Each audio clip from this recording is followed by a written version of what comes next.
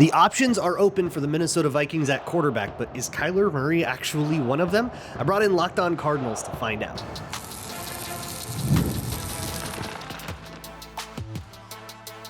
You are Locked On Vikings, your daily Minnesota Vikings podcast, part of the Locked On Podcast Network, your team every day. What's up, everybody? Welcome to the Locked On Vikings podcast, where we're always trying to learn something new. It's part of the Locked On Podcast Network, the #1 sports podcasting network.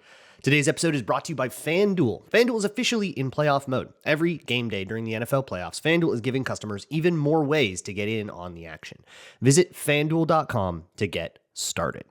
Today on the show, we are going to talk to Alex Clancy about Kyler Murray. I originally was going to do this yesterday, but then the Brian Flores news happened, so we talked about that on yesterday's show. But today, I wanted to explore the idea of trading for Kyler Murray. So here is a conversation with Alex Clancy of Locked On Cardinals about just that.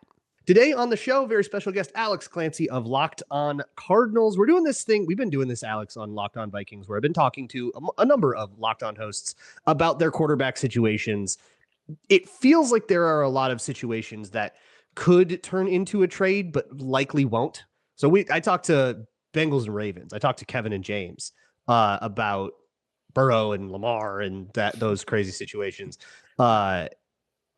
And, obviously not that likely, but worth diving into in the offseason here. So I want to do the same thing with you. I don't know the first thing about where the Cardinals are at with Kyler Murray, what the situation is like, what the vibe is like among Cardinals fans.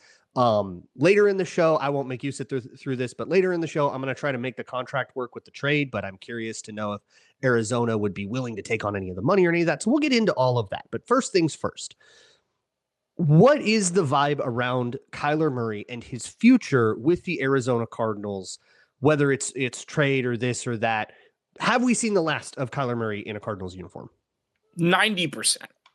I think 90%. Yes, we have. Yes. 90%. Yes, we have. Wow. This is so there was a report out towards the end of the season that said there's an outside chance world where they could move off of Jonathan Gannon and Monty Ossenfort and run it back with Kyler Murray one more year. That halfway happened, so that kind of splices that argument into something completely different. So yeah, what we've seen from Jacoby Brissett last year, and we've been doing this for years with Kyler Murray as quarterback, is I was a Kyler guy. Guy. He's a difference maker. The ceiling is worth the dips, all of those things, until I saw Jacoby Brissett in Indianapolis in week 6. It's like, oh my mother, have I been wrong about everything? Because you saw how good it could be with a normal backup. I saw down the field threats. I saw a quarterback standing in the pocket. I saw things that a traditional quarterback does.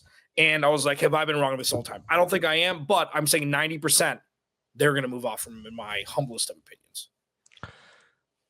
So with that said, I kind of thought that was going to be a tougher thing. So it's just over then. I guess Ossenfort inherited him, Gannon inherited him, but that's a moot point. This doesn't change at all with who they hire at head coach. Like, are they waiting on that to make a decision, or is this something where you're telling head coach candidates, yeah, Kyler's in the building, we'll get rid of him, don't worry about it. You get to pick your own quarterback, and maybe that can be part of the trade market. So go shopping. Yeah, I think it stinks because this year wasn't supposed to go this way. Injuries, everything. The Cardinals were 2-3, giving up. They had a shot, dude. Like they were 0-5 in their first 5 one-score games. Like, it was coaching. Yeah. Kyler had a horrible collapse against Tennessee when they were up 21-3 with 9 minutes to go in the second. Didn't score another point. Like, this isn't just 2025. It's okay. Let's look at this. We know what this is going to be by and large. We know what the downside is going to be. We know what the perks are going to be with having him. His contract is still relatively bargainy for what we're looking at with all the quarterbacks who've gotten paid afterwards. But it's time. It's one of those where it's like irreconcilable differences, but you hug and you kiss each other on the cheek and you go their separate ways. There's no animosity. I think he'll have meaningful football left if he wants to. Like, the question is, does he love football anymore? And I just don't know that answer. I'm sure he does, but it's just another thing, man. It's been off this entire year. Wow.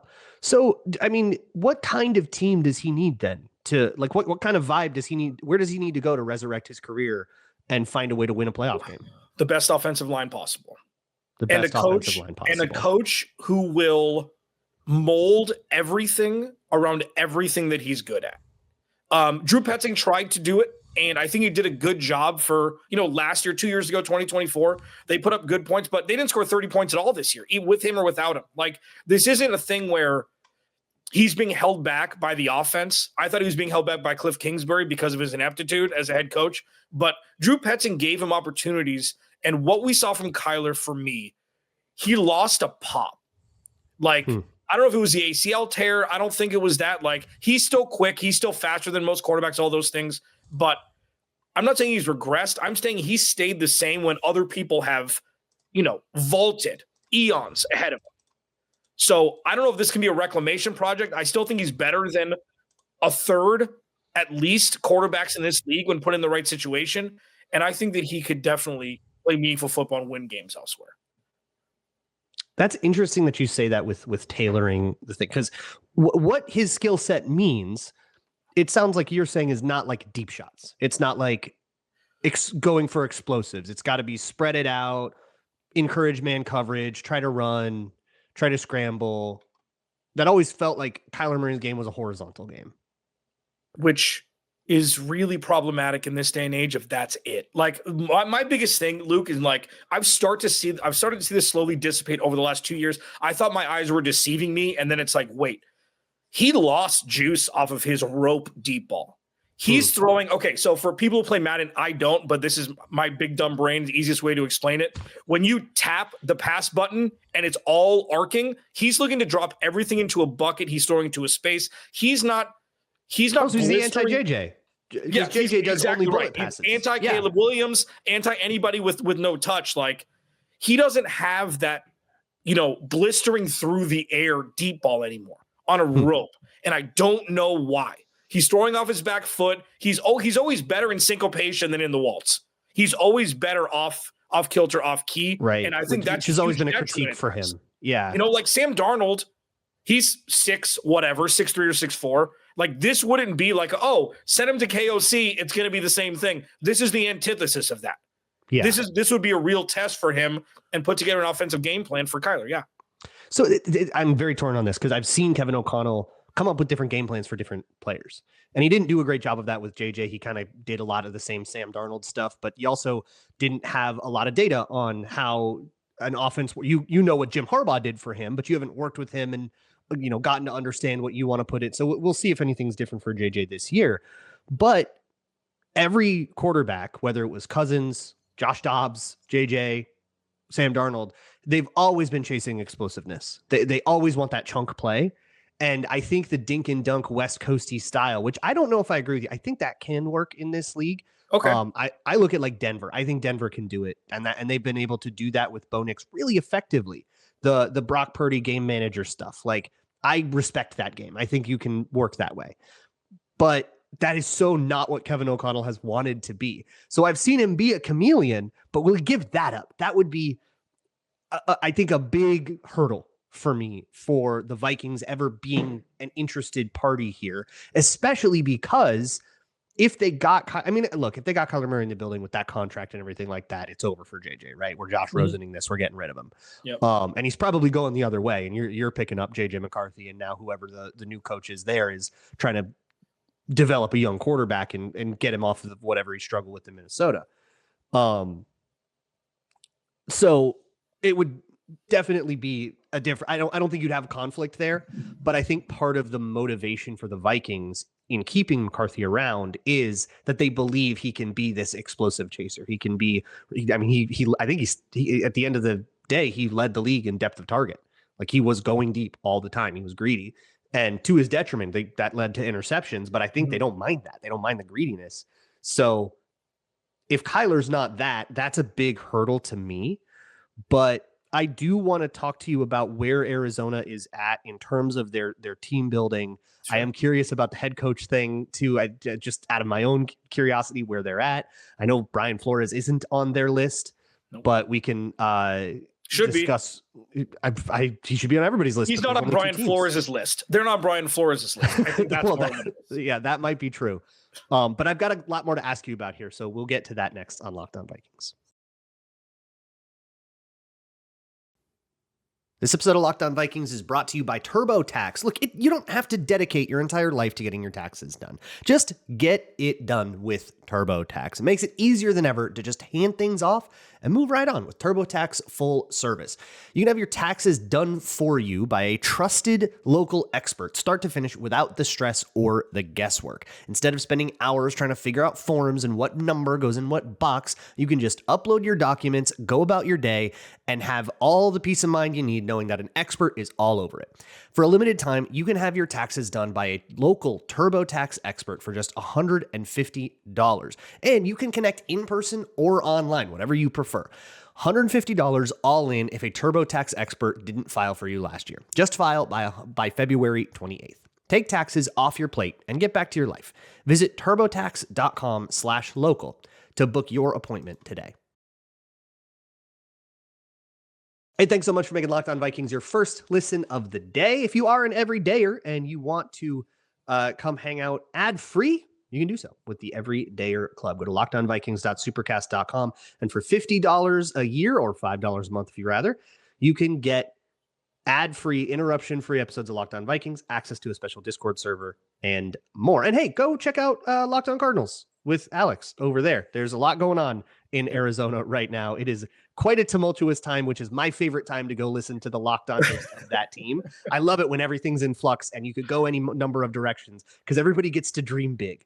So I want to first ask, where are the Cardinals headed? What is the vision for the Cardinals in 2 years from now, after they've had a little time to get their sea legs and build whatever they're building now? If they're sticking with Monty Ossenford, what do they want to be? It's a good question. I don't say this jokingly whatsoever. I don't know if they know. I know that upside. We'll let the head coach figure that out. Yeah, kind of. I mean, because it's a multiple. So what I tell people is it's not a two-sided thing. It's like a kaleidoscope. There's 3,000 different little angles and things with this. One, there's no quarterback market at all this year. So you bring in a head coach, maybe you want to draft a quarterback that year. That's an impossibility. So you're waiting until 2027.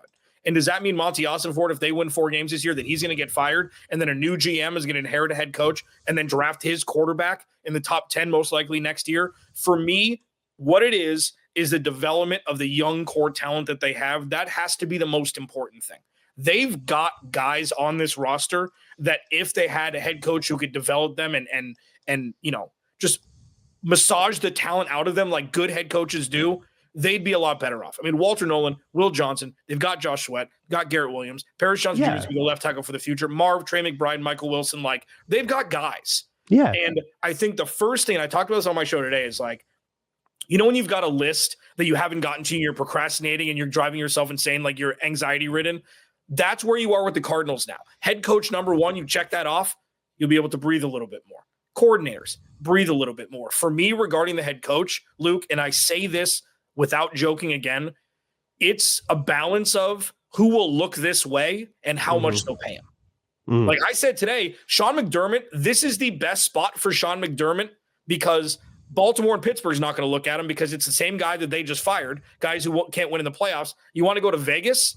You want to go with a first-time quarterback? You want to go to the Browns? The Cardinals at least have bones here. But it's really going to be who will come here and if they'll get paid like Michael Bidwell doesn't pay head coaches. Yeah. And I think that's the stuff that's keeping Brian Flores away. However, it's not just the Cardinals. I mean, it's just the Ravens and Steelers that have asked about Flores. We'll see if the Bills get in on that too. But which is wild to me. What else does he have to show?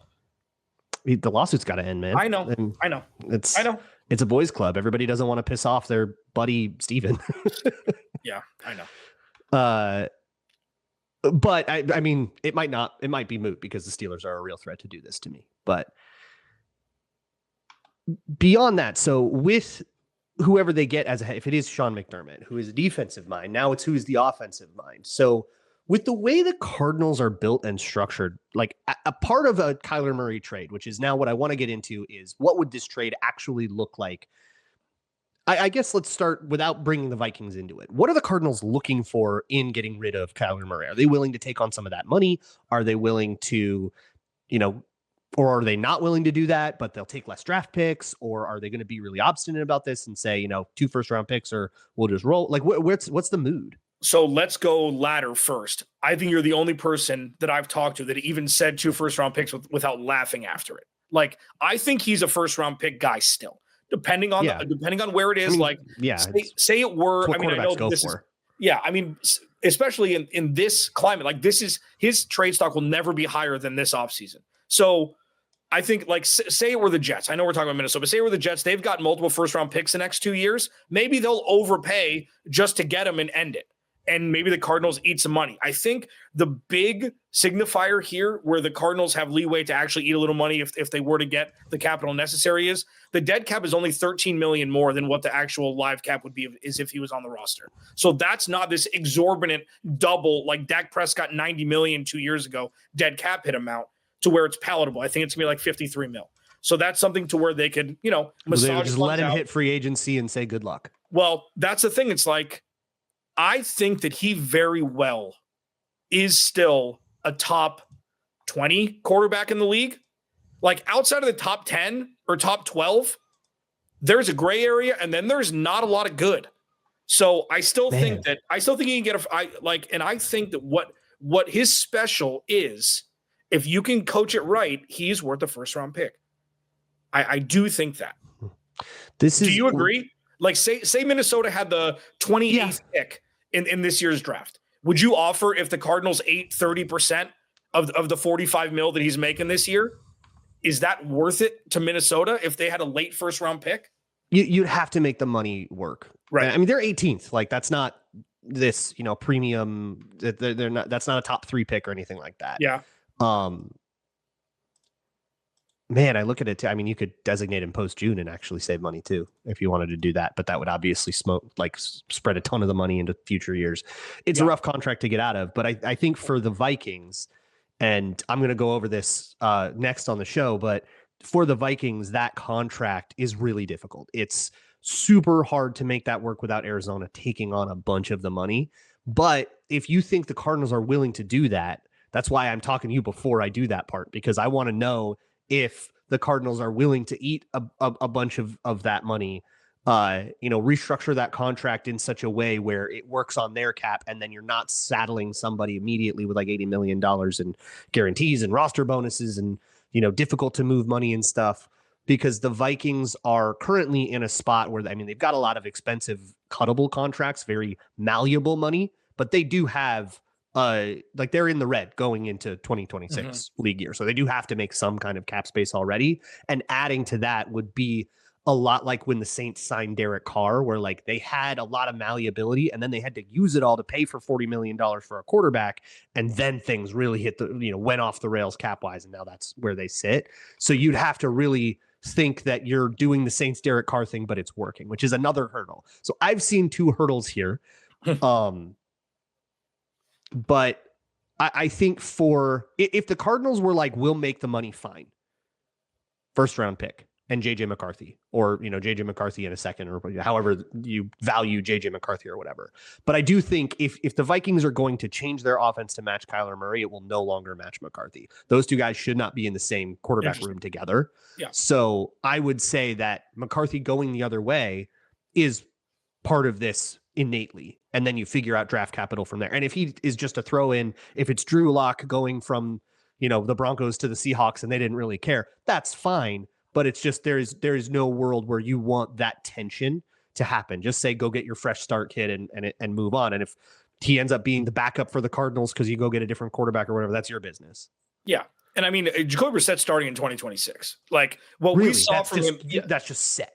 Unless something happens, I think like he's shown enough, even though they lost all their games. This is so counterintuitive, Luke.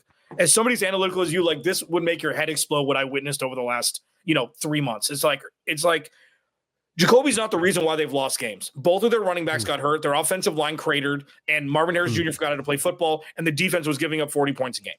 Like, with that, I would be happy to run it back if they drafted a tackle. They brought in the best guard, in the offseason, and they have, they have their running backs back. The thing with Kyler Murray, and I agree with you about it can't be JJ and him, is unfortunately, this is a perfect contract situation to restructure because there's an out after next season, I believe. So if he found a home, you can knock down the cap number, spread it out, you add another year or two, or you restructure the back end after the opt-out year. And it's like, okay, if you found a home for him where he's going to be there, you trade him, you actually just, you make the money look a different way so it's more palatable up front. That's what you'd want with a trade like this. I'm not saying it's going to happen. I'm saying chances are it's not going to happen. But that's, for the Cardinals' perspective, is what you'd hope you could find a spot where they would do that, plus give you high enough draft capital to where you're not kicking yourself in the groin for not getting anything. I think that isn't a deal breaker to me. That sounds like what the Vikings would do. If they got that contract in the building, they would probably immediately start restructuring it. Or unfortunately, that's not quite how it works. As soon as he changes hands, you can't be over the cap even for a half a second. The second it takes you to put pen to paper, like it has to be that the Cardinals change the terms of the contract in the way that makes it work for the Vikings. But that's a technicality. I'm sure that can just be part of the negotiation. Yeah. But what that means is that more dead cap sticks with the Cardinals, which they may not like. I'm looking at the contract right now on over the cap, and I see exactly what you mean. If you restructure it, the Cards save $26 million this year, and then you cut him next year, and he has a pretty significant cap savings of $36 million, which maybe that's where this is headed, where you have one awkward year where it's like a camp competition, Kyler Murray and Jacoby Brissett, and then you've got some rookie that you added to the mix or something like that you picked in the second round because why not? And then you let Kyler Murray find his destination next offseason and move on from there. But this, I feel like I have a much clearer sense of what should happen here with Kyler Murray. So Alex, thank you so much for this. If the Cards do end up talking to Brian Flores, give me a call. I'll be happy to come hang out on Locked On Cards for you. Check out Locked On Cardinals. Alex, thank you so much. You got it, dude. Today's episode is brought to you by Gametime. It is almost the end of the NFL season, but the Wild are awesome, the Timberwolves are awesome, and if you don't live in Minnesota, there's all kinds of sports, concerts, events, whatever is near you. Check it out with Gametime. Getting tickets to this stuff can be a nightmare. There's long queues, a bunch of hidden fees that blindside you at checkout, but that is why the Gametime app gives the advantage back to you, the fans. It's a hack for unlocking amazing NFL tickets and experiences in just a few steps. The app is a super intuitive way to just go right to your event and start browsing by the price that you want. What are you willing to pay? What are the good seats that you want to get? You can get a view from your seat, and all the fees are included up front. So the price you see on the app is the price you will pay. No surprises. Take the guesswork out of buying NFL tickets with Gametime. Download the Gametime app, create an account, and use code LOCKEDONNFL. That's LOCKEDONNFL for $20 off of your first purchase. Terms apply. Again, create an account and redeem code LOCKEDONNFL for $20 off. Download the Gametime app today and get back to being there live. This episode is also brought to you by FanDuel, America's #1 sportsbook. FanDuel is in playoff mode, and that is great news for you if you love to gamble a little bit on the playoffs, because every NFL playoff game day, FanDuel users have been getting a profit boost pack waiting for them inside the app. That means on Championship Sunday and on the big one, you will see a pack loaded with multiple profit boosts that you can apply to whatever bets you want to apply them to. This is not like one of those promos where you have to take some crazy parlay that you don't have any attachment to. No, this is more juice on the bets you already like instead of forcing you to bet something new. So lean into your game day instincts, whether you're backing momentum, defense, whatever you have the best quarterback as, whatever makes Vikings fans saddest, whatever it is. Every play feels bigger, and the boosts make your bets feel that way too. You make your picks, then apply your profit boosts to go after even bigger payouts while the playoffs get rolling. So visit FanDuel, an official sportsbook partner of the NFL, and grab your profit boost pack every NFL playoff game day. Moving on, and thanks again to Alex for his time the other day. Based on what Alex said, it doesn't feel like this is a great idea. But that is what I wanted to, that's what I wanted to investigate. I wanted to roll into this with a totally open mind, even though I kind of didn't think it was in the cards. No pun intended. does feel like Kyler Murray's not the best fit with Kevin O'Connell, and that this isn't even really the year that they would do this. But let's put all that aside, and let's say that the Vikings do want to get this done. Let's say the Cardinals want to get this done, and they agree on some kind of draft compensation. And based on what Alex said, we can have the Cardinals eat a little bit of money. So, for example, if they converted Kyler Murray's entire base salary into signing bonus, or let's say 20 million of it, just to make a nice, easy number. And the roster bonuses would also travel with Kyler Murray. Let's say that the Cardinals wait until after a roster bonus vests, so they take on even a little bit more.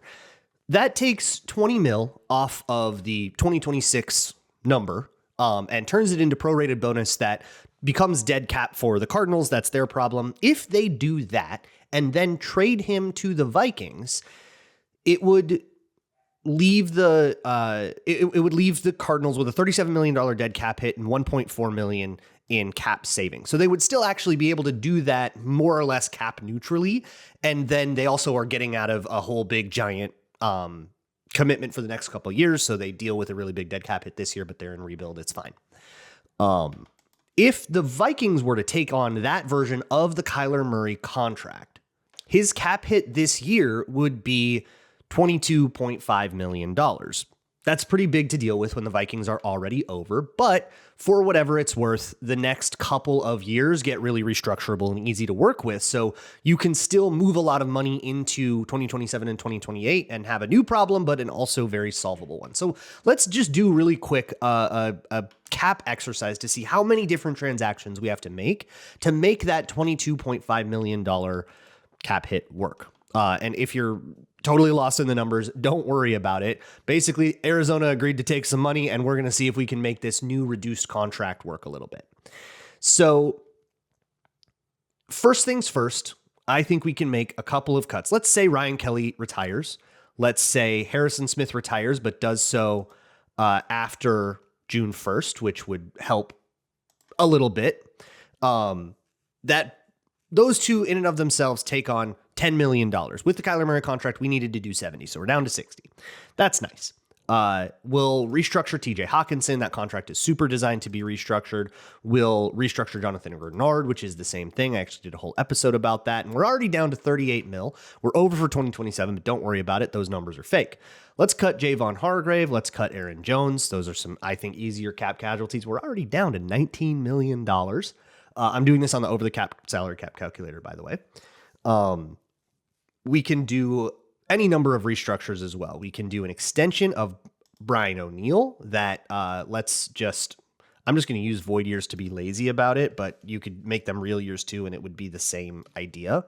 And turn all of his base salary into signing bonus, or as much of it as we legally can. So I'm going to round that to 18 million, and we are down to 4.9 mil over the cap.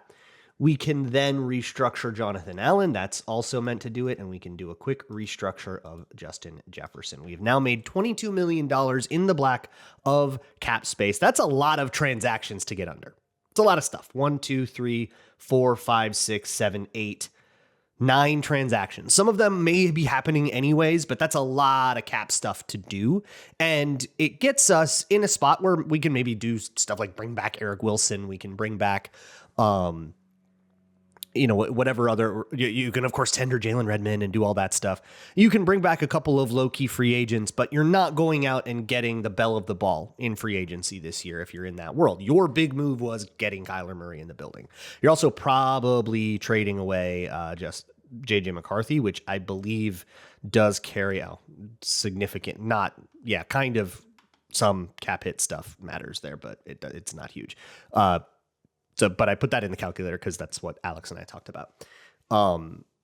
You could approach this in a lot of other ways as well. You could think about cutting other players. You could think about extending other players. You could think about trading or doing other restructures or whatever. You could pick other contracts to restructure. I didn't touch the Christian Darrisaw contract, for example, or the Byron Murphy contract or the Will Fries contract. All three of those very, very restructurable. So you could do this more if you wanted to, but I'm already for 2027. I'm looking like I'm going to be 12 mil over the cap. But again, Kyler Murray's base salary He's completely fully unguaranteed, and his cap number in the 2027 year is 36 mil. And he's got 19.5 mil of unguaranteed base salary. So I would guess as part of a new contract, you would mess with this a little bit, especially because his 28 number is 46 mil. That seems kind of ridiculous. And it's only a 3-year deal. So I would imagine Murray would want some kind of extension that can, I think, be reconfigured to be a little bit more of an even burn and a little bit more in the Vikings style. So can you make it work? Yes, always. But there's a cost to this. It uses up a lot of the cap flexibility that I was really excited about. And I don't know if it's a super good fit. And I think you maybe would even need the Cardinals to take on more. And they've already taken on $20 million for you as a favor. Like you're already a little bit spooked out about that. So I think it's good to do the thorough exercise, even if you thought the answer was no and you came out of it with the answer being indeed it was no. It's good to confirm to me.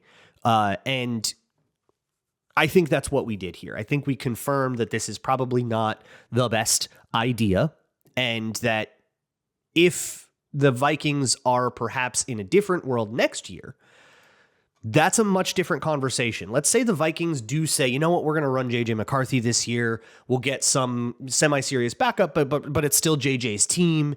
And let's say it flames out harder and maybe everybody gets fired over that. And now you have a new head coach and you have JJ McCarthy in the building, but he's clearly, you're now very sure he's not the guy. And then Kyler Murray's on the trade market. Well, now this is a different conversation, because you might have a different guy that's more willing to adapt to his play style, or maybe just likes it in the first place. You have a different cap situation. They have a different cap situation. There's less guaranteed salary on Kyler Murray's contract. There's a lot more that they can do with that contract to make their own lives a little bit easier. And suddenly it gets a little more doable. But at the end of the day, you still have to like the quarterback. And I just don't think Kevin O'Connell will. And that's probably makes this whole thing a non-starter. I will see you all next week. And as always,